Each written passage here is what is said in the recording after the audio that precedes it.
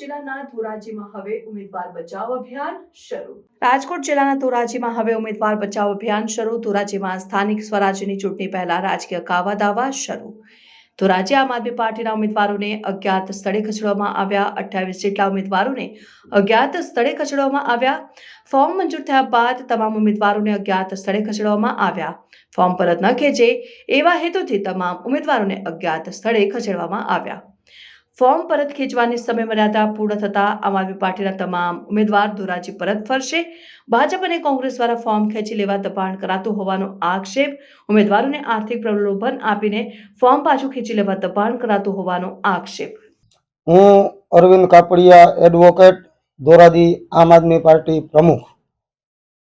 આમ આદમી પાર્ટી તરફથી પ્રથમ વખત હાલની નગરપાલિકાની ચૂંટણીમાં કુલ 28 ઉમેદવારો ચૂંટણી મેદાનમાં ઉતારવામાં આવ્યા છે।